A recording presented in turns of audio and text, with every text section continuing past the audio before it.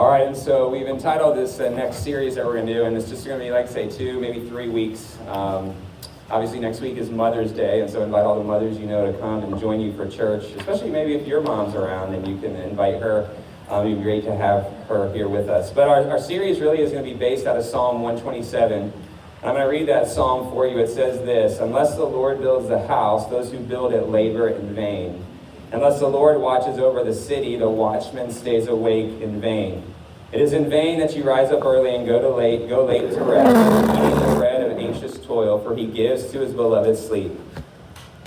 Verse 3, "Behold, children are a heritage from the Lord, the fruit of the womb a reward. Like arrows in the hand of a warrior are the children of one's youth. Blessed is a man who fills his quiver with them. He shall not be put to shame when he speaks with his enemies in the gate." And I don't know if you're aware of this, but there is really a pandemic of epic proportions going on in the next generation, and that is, we see the next generation really becoming less. It seems like every generation becomes less and less spiritual than the generation before. And that's not how it's intended to be. That's not what God intends. In fact, recent statistics are really scary. I heard these the other day. It said the U.S. fertility rate has dropped to its lowest level ever. It is now 1.6 children per woman in 2023. It's the lowest figure in American history. America had fewer children born last year than in 1980, when we had 100 million fewer people. So not only are we having less children being born into our society, but it seems like we're doing a worse job at raising up the next generation to follow after the Lord.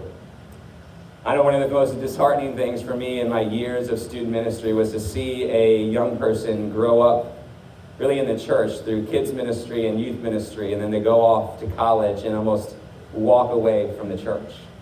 Now, there's many reasons why that might happen, but ultimately I feel like in many ways it's because in our homes we haven't always done the best job at discipling our children. And we haven't always done the best job in our homes at raising up the next generation to serve the Lord.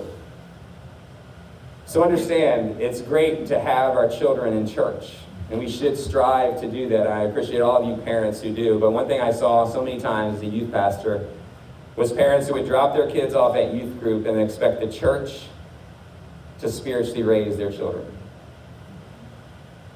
And I would try to tell parents that my hour and a half, maybe 2 hours a week in to see your child is not sufficient for them to be raised in the nurture and the admonition of the Lord.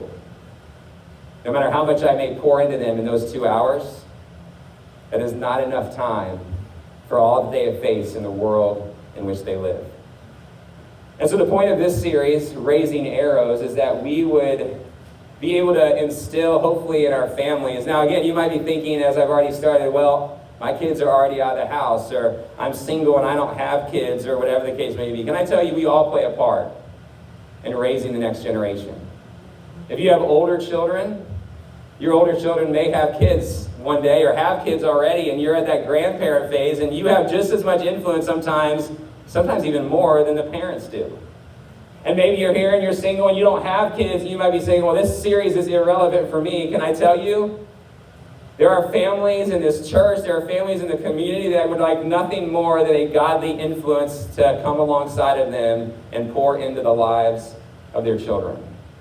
So before you sit and say, this series does not apply to me, can I just ask you to just humble your heart before the Lord and ask the Lord, say, Lord, this might not seem applicable to me, but I see the issues in our culture, and I want to step in and help however I can. So again, this passage in Psalm 127, where we get our series title, Raising Arrows, talks about like arrows in the hand of a warrior are children of one's youth.